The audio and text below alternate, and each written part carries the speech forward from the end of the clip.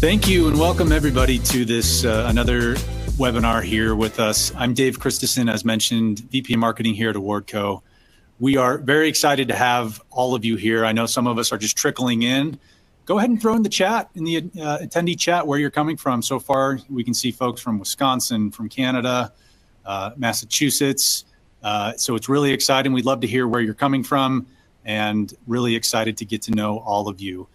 As we trickle in and start to do that, today, obviously our topic on mental health being Mental Health Awareness Month, we're very excited to have our two guests who I will pass it to shortly here to introduce themselves.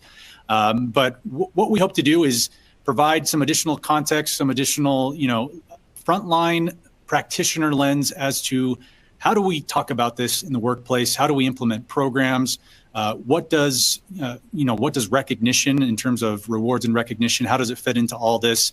And we really hope you take away some really interesting insights from these two today. So that will be our approach. As you do have a couple questions, we will do our best to monitor the Q&A and or attendee chat. We won't be able to get to everything, but we hope to make it somewhat interactive, and we may not even take the full hour. So again, thank you all for being here. We're so excited. With that, you've heard from me. I'm going to let first Christy introduce herself, and then we will hear from Matt.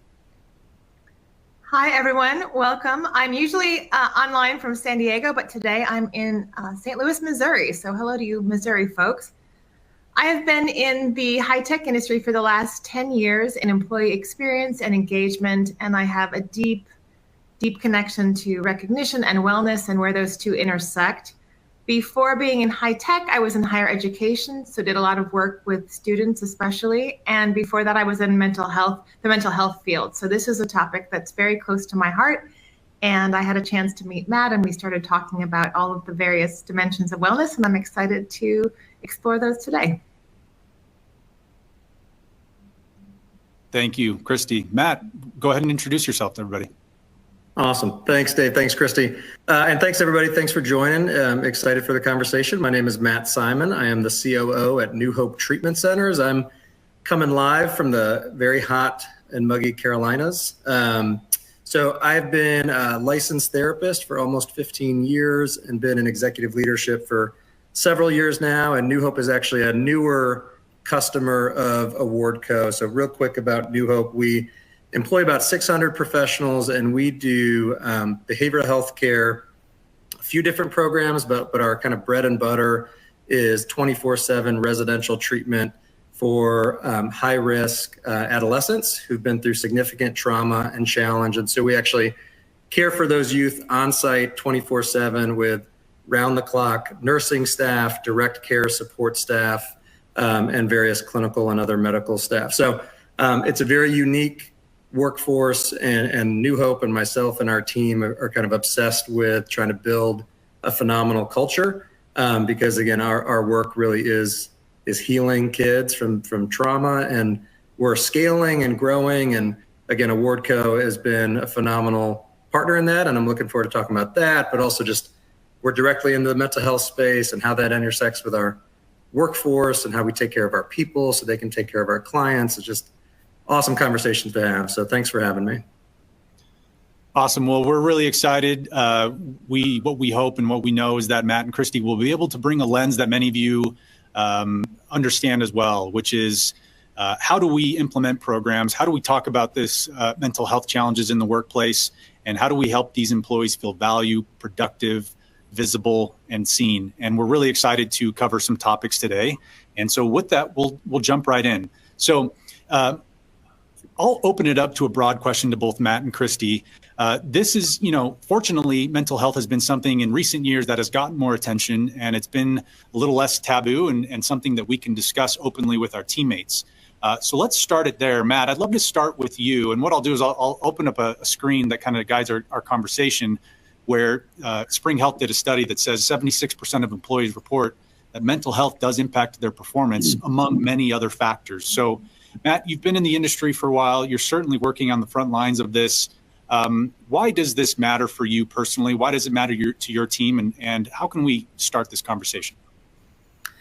Yeah, awesome. Thanks, Dave. And, it's obviously New Hope. Our actual service is mental health treatment, but I know for a lot of folks attending that's not necessarily what you do, but I know that mental health is impacting everybody on this call, whether you're in HR or in leadership, because the workforce is changing and evolving, and there's some really great things that have happened over the last 5 years. Like you talked about, Dave, some stigma that's going down. But honestly, if we look at it, for the better part of a decade now, there had been a mental health crisis brewing amongst our young people, and our young people aren't young anymore. Our young people are actually in the workforce. Our young people are being employed by people on this call.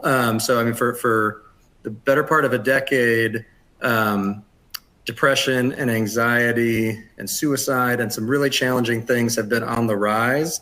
And we've talked about it as if it's with this group of adolescents, but this group of adolescents are now in their mid-20s, and they are, again, they're in our workforce. They're working on our front lines. They're in middle management positions already. And that mental health challenge didn't just stop when they got a job. Actually, developmentally, some of those things might even get more pronounced as people get into their 20s and the stress of work. So this is everywhere. And again, I think the organizations that are going to succeed are the ones that learn how to master this. How do you take care of your people while also staying focused on your core mission? I love that. And Christy, I'd love to get your perspective. You've been around larger corporations where perhaps it's more buttoned up. How have you seen mental health and that topic evolve in your career? And what are some positive things you're seeing? Yeah, I think I really like to build on what Matt said. I think if you came into this workforce as a baby boomer or Gen Xer, you didn't really talk about mental health. And I give the millennial generation and Gen Z right behind them a lot of credit for opening up topics that were previously taboo.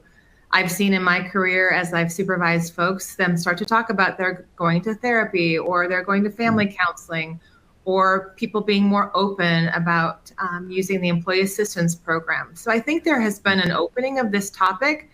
I also think when I look at this stat on the slide that there are lots of aspects to wellness. And in the corporate world, it might be that they say mental health, but it could be something like financial wellness where they're stressed about their finances, or it could be physical wellness where they're not moving enough, right? We're not standing up during the day and not getting fresh air. Or maybe you don't even have sunlight in your office, right? That's more like environmental wellness, as well as intellectual wellness. Are you being challenged? I mean, we have the smartest group of folks who are native technologists coming into the workforce, and we have to be thinking about how we are connecting with them, recognizing them, making sure that they're challenged. And then social wellness. You know, we all know about the, especially coming out of COVID, but also in this world of social media, that we have that one-on-one interaction and that group interaction. And I think we're going to see a lot of that moving forward as the Gen Zers and the Alpha Gen comes up. I think they're really going to value that human-to-human interaction as we move into more automation with AI and those kinds of technologies. Really great perspective. The only thing I would add here is previous to my role here at AwardCo, I founded a startup and we had a smaller team, and through one of our programs, we were able to get access to telehealth. And one of those was kind of telehealth and therapy sessions. I, running HR at the time, wasn't sure anybody would take advantage of it. 2 weeks later, I was very positive experience, and over half the team came to me and said, yeah, I took advantage of a session. And I don't know that was always the norm. And I think people perhaps may have wondered if, is my employer going to know if I take a session here? Like, are they going to think I'm struggling? What does this mean for my performance? But it was something for me that I saw as they were taking a step in their overall well-being, whether it was stress, whether it was familial, whether it was financial. And so seeing how these different employees are starting to offer access to these types of resources has been extremely encouraging from my perspective as well. Yeah, and Dave, I'll just add, again, I think the, New Hope, and I'm sure everybody on this call has a kind of a multi-generational workforce. I know ours is, we run the gamut. We have a wonderful 68-year-old nurse who's just a phenom. And then we have some phenomenal 21-year-old, folks who are fresh out of into adulthood. And I think but it is evolving, like Chris said, especially just staff's expectations of employers and staff's expectation of culture and attending to culture and attending to wellness, and is just evolving, and we know it's evolving so fast. It's hard to describe how fast things are evolving. So I'm sure there's a lot of leaders on this call. We are called to evolve quickly because the workforce they're gonna vote with their feet, and they're gonna end up in the companies and in the cultures that feel like that meets their needs, and that tends to these issues that like 30 years ago maybe it would never have been dreamed about that you would expect a workplace to tend to, but it's the new normal, so we just have to adjust. Just a quick note on what Matt said about leaders. For those of you who are leaders on the call, and especially if you have a global workforce, one of the most powerful indicators of wellness in the workforce when I worked at Qualcomm was that a leader who was originally from India talked about he himself using the EAP program, getting some counseling and modeling that and saying that out loud, and what that did for the down chain and for his larger engineering org specifically was super powerful, right? That he was able to let down and just be transparent. So I think leaders have a special role of not just pretending like that we're bulletproof and that we don't need that same kind of care. So I think that's another piece. Yeah, I love the idea of modeling this and removing any stigmas. Great call out there. So let's kind of evolve the conversation a little bit and dive into what you're seeing, kind of what we're seeing as well. Once again, we came out of COVID, which upended work. It changed the way we thought about everything in work. And now we are in another macro environment where, geopolitical, layoffs are still happening, budgets are still tightening. This does, whether we like it or not, this does tend to affect the psyche of our teammates. So what have you seen, and perhaps maybe how are we starting to address at least current economic circumstances, or when we have those moments, and how do we see them affecting our overall team's engagement? Christy, I'd love to start there with you, and perhaps any thoughts you have there. Sure, I've been thinking about this a lot in the current environment and talking to my friends who are in nonprofit leadership, who are in government leadership, who are in higher education, university leadership. And I remember, and I've seen a lot of stats on this, is that in this world where we've gotten divided and it's become highly charged, people actually turn to their employers. There's a higher trust factor with their employers than there is with cultural institutions or governmental institutions. So I believe we as leaders who are also feeling uncertainty need to be the steadying agent and the calming agent and help our employees feel like they have a touchstone, like they're doing good work, like they're being seen for that good work, that their work connects to the company mission, that they have a community of people who care about them.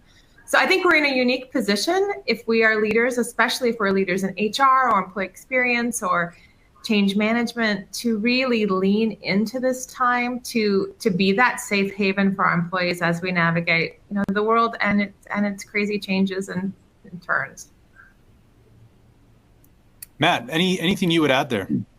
Yeah, I think that's, I was speaking with a friend of mine who's an executive at a nonprofit in the Carolinas, and unfortunately he's going to have to do some layoffs going into the new fiscal year this summer, and just talking about how challenging that was. Again, it's a heavily kind of grant funded organization, as a lot of things are in our corner of the world.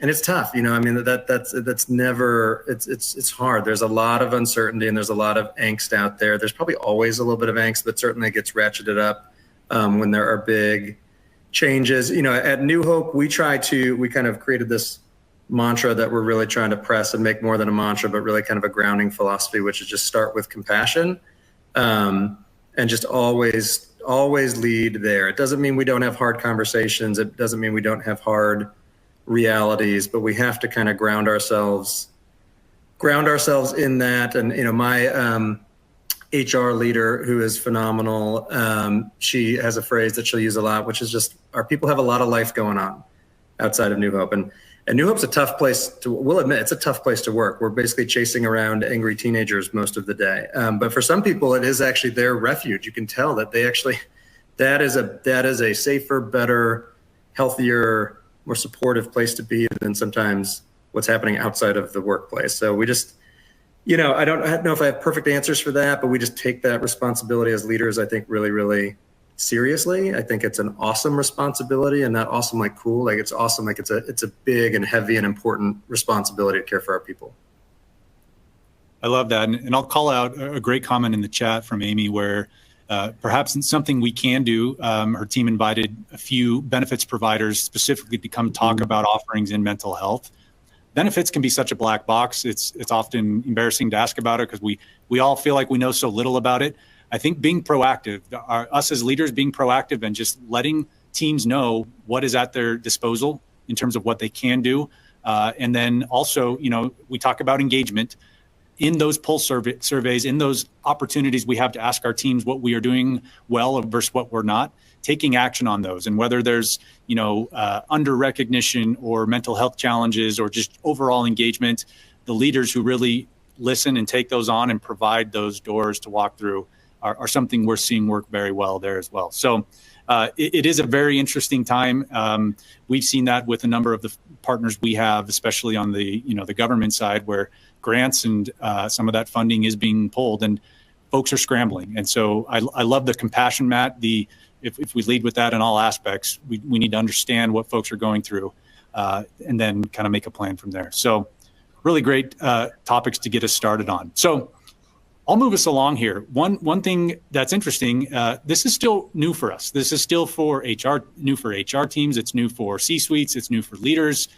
How do we deal with this? And it got us thinking, there's often wrong ways to deal with this. And often when we're thinking about strategy, it's easier to point out things we shouldn't do. So we wanted to perhaps open it up, and we'd love your thoughts in the attendee chat of what are the wrong ways to deal with this. And I'd love the experience from Matt and Christy to chime in here. Matt, I'd love to start with you. Your employees are on the front lines of dealing with very challenging teenagers who are going through massive shifts in their lives. Some of those fill their tank, but other times I'm sure they get drained quite a bit. What have you learned in your trial and error on how to support your staff, who's also supporting the mental health of the folks they serve? Yeah, I'll bracket this or caveat this with, I am not an HR professional. I would get kicked out of HR immediately if I was. I'm a therapist who became an operations guy, and I learn a lot from our HR team every day. But I love how you phrase. I do think there are ways that this topic of mental health in the workplace can become too much, and it can become overblown, and kind of a lot of things in our world, the pendulum can swing too far. Again, I do think it's important to clarify, I'm a licensed therapist, but we, New Hope, are not called to be everybody's therapist. There is a line where we cannot be everything to everybody. And we also do have a core and central mission. And just like everybody on this call that represents a company, you have a core and central mission. And it is important to stay focused on that, because there are unfortunately some bad actors out there who might take advantage of the new wave of the mental health world to cover up just what's poor performance. There are still just poor performance things, right? And we have to understand two things can be true at the same time, which is that you can have a wonderful performer who starts to experience some mental health or goes through some life, goes through a divorce, and we need to meet that person with compassion and work through them. And then there could be just somebody who is not a great employee yet. And you can't sacrifice having I don't think you have to have a non-high performing culture to have a compassionate culture.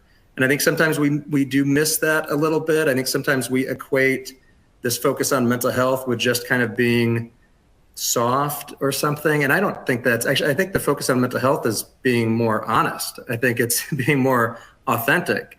And sometimes that honesty and authenticity might be a conversation around, this is not a great fit for you, or this role doesn't seem to be a great fit for you at this time. So I think one of the ways that we can do this wrong is have this pendulum swing where it's all sunshine and rainbows and flowers every day. And then you end up with a low performing mission or a nonprofit that dies because you're not having hard conversations. So I kind of wanted to start there. There's a million ways to do it right, a million ways to do it wrong. But I think that's a trap that people can fall into. Because compassion doesn't always mean just being nice. It certainly doesn't mean being unkind or malicious, but honesty is an important thing. Most of the times in my career and even personal life that I've grown the most is when somebody was really, really honest with me. Now Now, obviously, we had a relationship that I could receive that, but I never grew from a conversation where somebody didn't tell me the truth. So I don't know if that makes sense, but that's kind of what came up when you brought that up. Yeah, two call outs before we go to Christy that I love. One, and it even mentioned in the chat, HR teams aren't responsible to be therapists. HR teams aren't there to solve all problems.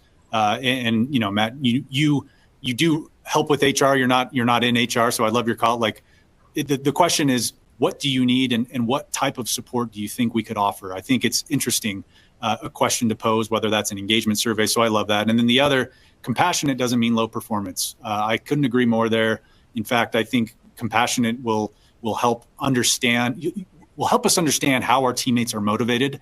And some teammate needs to be treated a little different in terms of their motives, and they might prefer different work styles. So all great call outs that I'd make here. We have a few examples up here on the screen, and Christy, I'd love to know how you've thought about this, or what you've seen work well or work or not so well. I'd love to dig into the flexible work piece. I think it's really critical. Some of us went back to work in person after COVID, some stayed remote, some are hybrid. And so this idea of flexible work, while it's a great concept, a lot of us as managers don't do it well.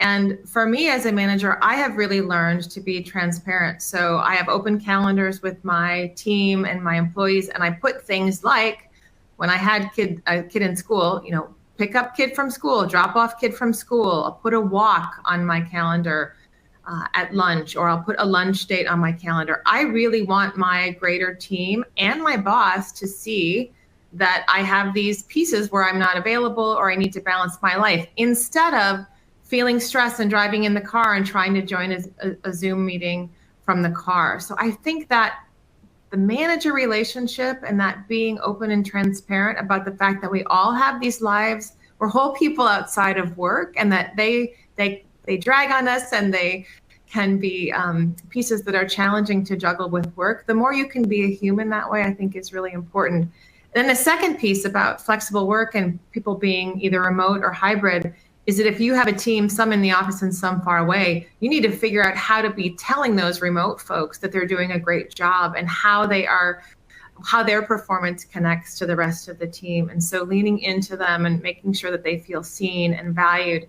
and recognized weekly, like it's hygiene, right? To make sure that they have that weekly connection back to the mothership will help you have those connective tissues with your employees, both for performance, but also to check in and kind of know how they're doing mental health wise. So that would be my drill into the flexible work piece. Yeah, very good call outs there. I think what we all know is this slide in particular points to the manager level. It's the immediate frontline manager and their team, the opportunity to get to know, to personalize, and to just manage those expectations is on the manager. And oftentimes our teammates will be, those we manage will be afraid to bring these things up, space to do that. Hey, what do you have during your days that, you know, what are the hours that you want me to respect? I've seen this show up personally in kind of after hours slacking or Teams or texts. That's very sacred time to some people. Other people are saying, no, go ahead. I'm actually happy to answer a call or get on after the kids go to bed and finish something up. Others are not, and they prefer to come in early in the morning. So I think we need to personalize how we're helping our team deal with their load, with their stress, and these different mental health challenges. So, you know, it's not just hey, take a day off. Sometimes that doesn't help. So we need to really understand our employees at the manager level. Yeah, one thing, Dave, that we've instituted, and this is not rocket science, I'm sure a lot of folks have done this. It's not specific for mental health, but it relates, is that at the beginning of every one-on-one at New Hope, it has to start with a personal check-in. Because if you start just right into the professional, if you start right into the deadlines and the deliverables, you never actually circle back to how are you as a human being. And so even just kind of small rhythms like that, or small practices like that, could go a long way in identifying burnout, identifying needs for I do think the personalization piece is huge. I love what you said there, Christy and Dave. So yeah, again, I think probably just ignoring it is probably the biggest mistake. And then again, buying into that it's something that you have to sacrifice performance or those areas where we don't have to do that. We can live in a both and world. We can take care of our people. We can run awesome businesses. We can have great cultures. All of these things can exist at the same time. Mm-hmm. One interesting call out I'd make here, don't forget to include yourself personally in these. How many times have we thought, oh, a day off is going to help me, or are we ignoring our own burnout signals? So look at this introspectively as well. I know I often ignore my burnout signals, and I need a trusted teammate or my wife to tell me, like, hey, you're burning out. You need to switch some things up. So this goes for us as well. It goes to what Christy mentioned, the modeling of what we're doing. If we're not taking time off, or if we're constantly sending the emails late at night, early in the morning, and managing our stress by putting it on our teams, that's it's not a great practice. So we just need to have those trusted advisors or family members next to us to let us know. Great. So now that we've established maybe a few things not to do, we've started to touch on this. What are the right approaches to mental health at work? So we'll throw up a few ideas here, and this will kind of guide the rest of our discussion a little bit. But let's start here, Matt. You've mentioned a couple anecdotes of things you've done. We've got some community building and support. There are employee assistance programs. We'll get into the recognition and appreciation piece, but wanted to kick this off with you, Matt. What is working? And again, you've got a very unique perspective being a professional in this space for a long time, and would love to know your thoughts. Yeah, I'll start on EAP for a little bit, because again, I'm sure every person that's attending this right now, their organization has some form of EAP, and I do believe, I was just having this conversation yesterday, or maybe even this morning, which is just like, all of us probably have an actual pretty robust benefits package that our employees can access, and the access rate is probably less than 10% in most cases, if that. So we actually, this spring, we tried to do a big, and not that we're perfect, but trying to do a more intentional, just getting people to know what we actually have. Sometimes companies also, I think, fall into hey, we got to go grab these 10 new shiny things, instead of actually, what if we just maximize and double down and triple down on some of the benefits that we already have, and make sure people actually know about those. If folks actually looked into their EAP utilization internally, most of the time, I think that number would knock your socks off in terms of how low it is, especially in comparison to the anecdotal and even maybe the data telling you of how much your workforce is struggling. So reframing EAP a little bit, putting some different spins on that again, and also just educating people on what it can do. I think some people might think EAP is just if I have a problem with a coworker, if I have a little bit of conflict resolution, and at least modern EAP seems to be able to, there's certainly limits, but it's a good place to start for most employees. And I would say, again, most don't start there. So we certainly have identified that internally and said, okay, we got to do something about that. Now we're going to add some other things, but don't have this awesome tool in your toolbox that you're only using 5% of the time, and then saying it's not working. It's not being utilized enough to even measure if it's working or not in most cases. And Matt, do you think that's a communications problem? Is that just benefits are hard to understand from the employee level? And how do we better communicate on this?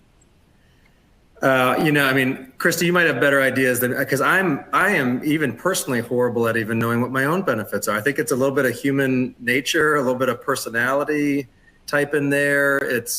I think sometimes it just can feel daunting. Again, a lot of EAP, you are kind of calling. There's a confidentiality piece, which is appealing, but there's also not a built-in relationship there. So it does take maybe some extra trust. I think, again, the way that's always been framed historically, fear, I'm sure. Krista, I don't know if you have anything to add to that.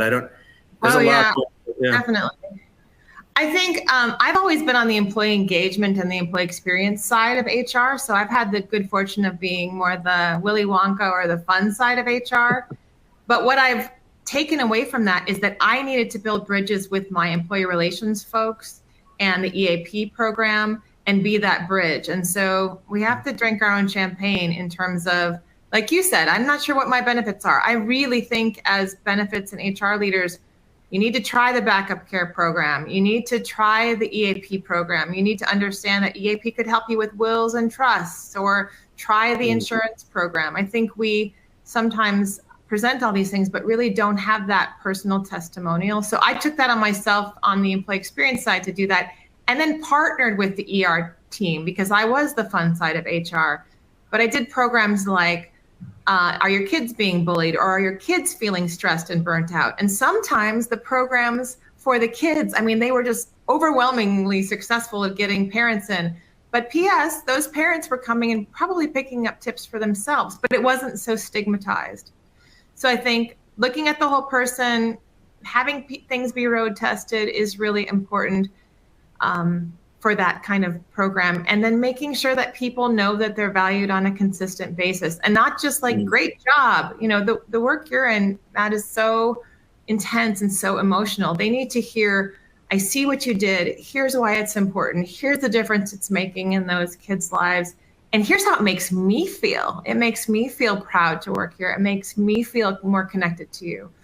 So I think that piece. And then I would say, finally, we need to lead up with our own bosses and VPs and CEOs. And when they do something well, we need to call that out so that they also know what good looks like. And so when my boss, who's a VP, does something good, I say, hey Dave, when you were really honest about your own journey with your kids, that really made me feel sane and made me feel like I could talk more freely with you. So when you do that, I really appreciate it. So what that does then is hopefully he continues that behavior, you know, to for other folks as well.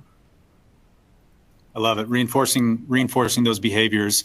I would just love to put a plug in on this first point, the peer support and kind of the organic ERG or the groups that can happen within our employee base. I think as we set that space for those employees to create those types of groups, we will be surprised at how many join those groups. I've been surprised at many of those companies I've worked for. When you think it might just be a couple dozen people that trickle in, but you see hundreds take part in these various activities and openly speak about mental health and their journey, or whatever type of ERG or internal forums. And it's a really organic way. And what I've learned is that it's often not necessarily, it's more about often what's unsaid and providing a community for a lot of our teammates to be part of here at work. We don't always know everything that's happening outside, but if at least there's a community-driven organic effort around these topics at work, it works quite well. If it's helpful, some things we've done at our company, we do a mental health week, whether that's yoga sessions, whether that's a walk out in nature, whether that's a third-party professional coming in and speaking to tools and resources, all things that happen. And we put an actual week and a focus to it, and we communicate it in our team meetings, in our all hands meetings, and then it comes top down, Christy, from your point, from the leaders to encourage those to join. So really great opportunities. That's awesome. Go ahead, Matt. No, I said that's fantastic. I do think, no matter, especially for leaders on the call, no matter how much we want to believe that we are the most approachable leaders in the world, there still is just a natural fear that comes from hierarchy. So if you can cultivate things that aren't all top down, and actually maybe the majority aren't all top down, you're probably going to hit the mark more often. Our employee engagement committee is made up of folks that are largely frontline and frontline manager staff. And I think when I joined New Hope a few years ago, I had a lot of ideas about ways to engage the culture and do cool things. And my batting average, though, wasn't always that great because I missed the mark. And the thing that I thought would be awesome for me wasn't necessarily the thing that applied to, 80% of our workforce. And so getting that kind of committee of peers and that peer voice. And we just did an event.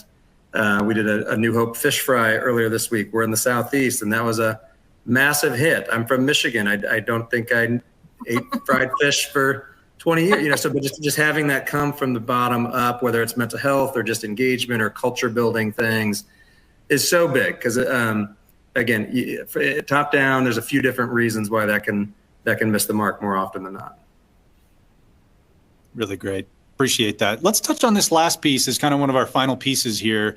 Obviously, we at AwardCo, being an employee rewards and recognition solution, we're doing our best to help our customers build their culture, help them incentivize performance, help also power more of those modern engagement strategies, a lot of which we're alluding to.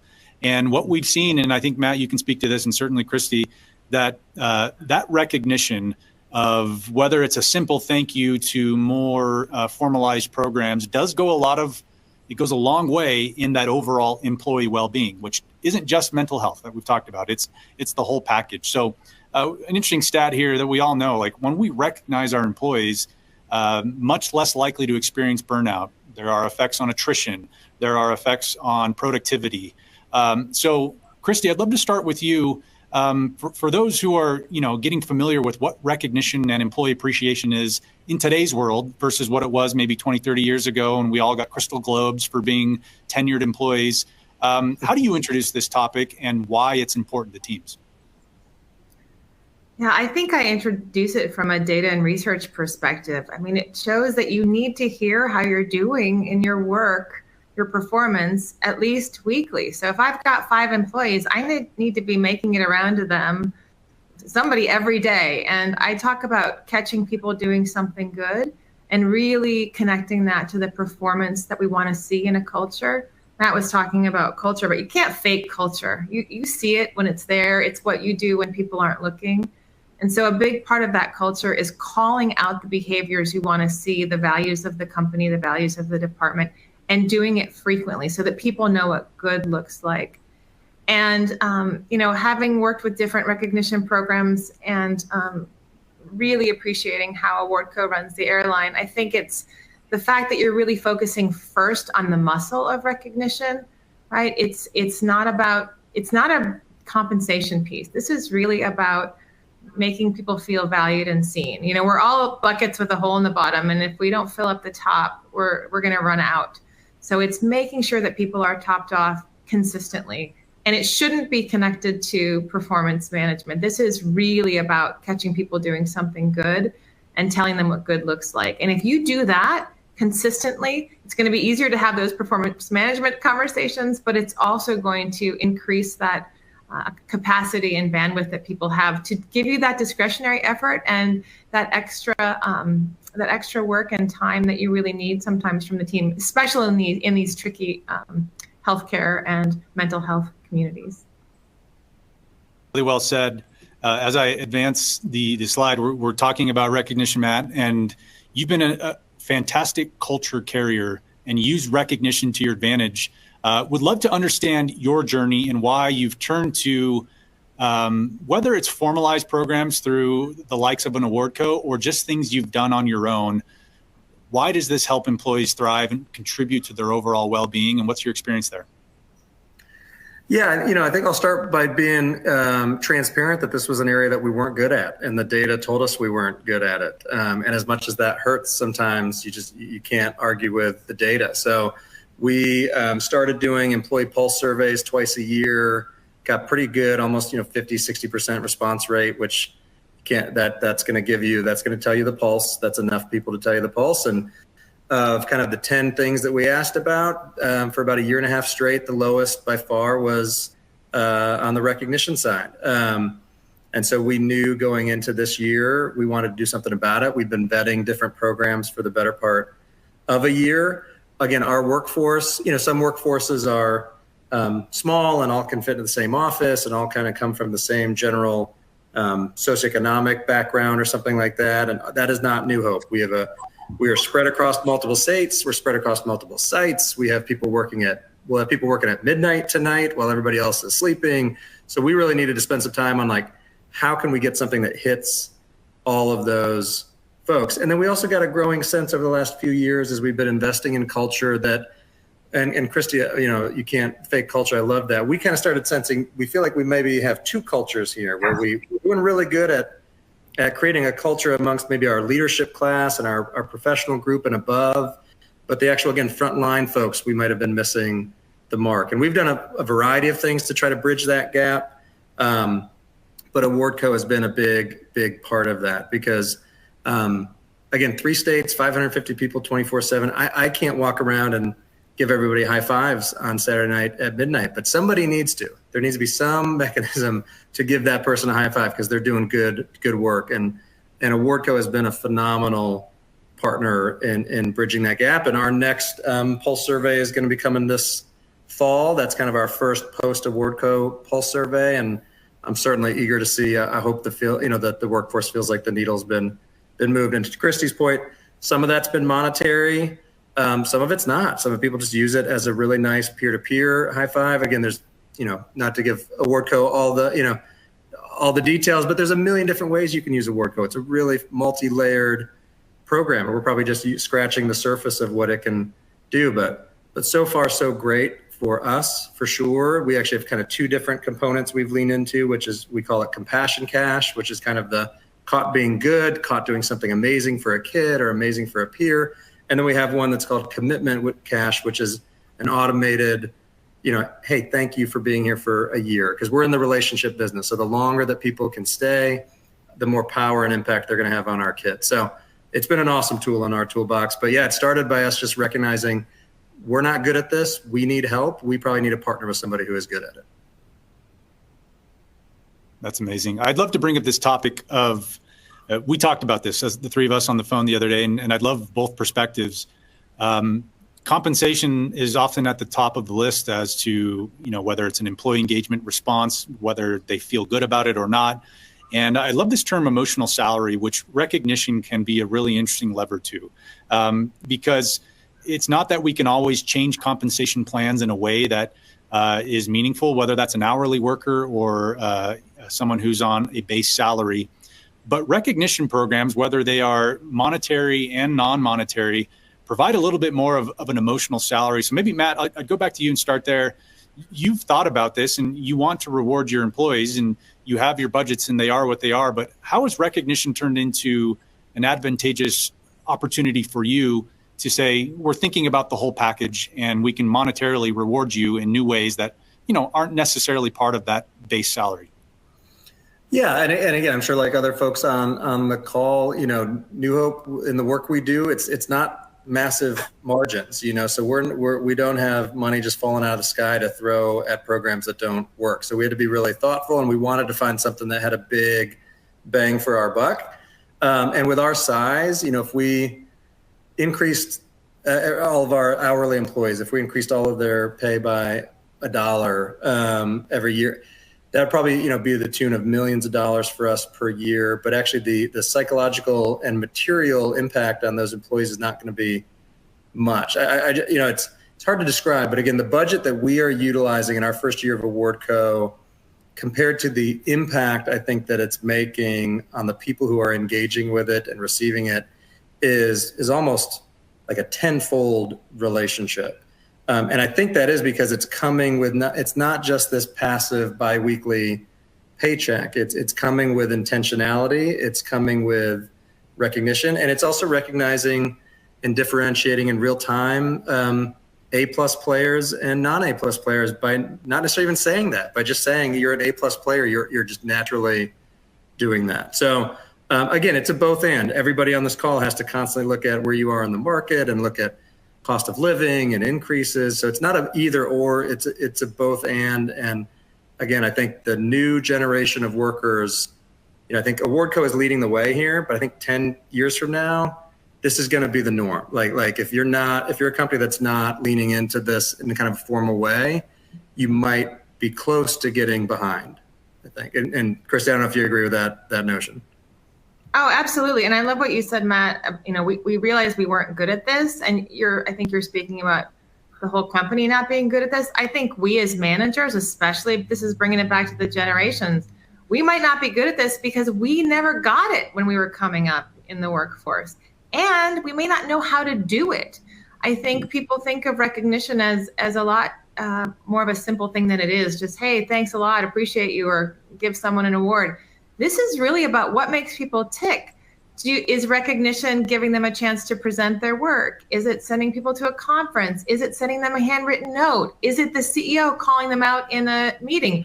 Or maybe that would be completely mortifying to them. It's really understanding what makes people feel seen and heard. And if you can tap into that, on the company level is the best, but the manager level is really where the rubber meets the road. You have a complete advantage. And then all things being equal, that's going to win over equal salary and benefits somewhere else. So if you can attract good talent and keep good talent, it's about the muscle of recognizing people. points and money, that's fun, right? If I can send you points and you can buy a cup of coffee or a sweatshirt, that's really nice. But it's really about the behavior of recognition and making that just absolutely tied to your culture on a day-to-day and week-to-week basis. And Dave, if I can, I'll throw one more thing on top of what Christy just said. Again, for organizations that are multi-leveled and have a lot of kind of mid-manager or frontline leader, that's a really tough job in an organization, because your job is to usually manage people, but you're also managing tasks, but you don't necessarily have all of the power and influence and autonomy of an executive level person. A lot of times in different companies, those people aren't necessarily going to be making salary decisions. So they kind of are expected to do a lot, but oftentimes organizations don't actually give them a lot of tools to exert their leadership and their influence. And it's one of the biggest things I've loved about AwardCo, and I think our frontline leaders have loved about it, is it's giving them a tool to make them better leaders. So I don't need to have the credit. These shout outs don't need to come from me.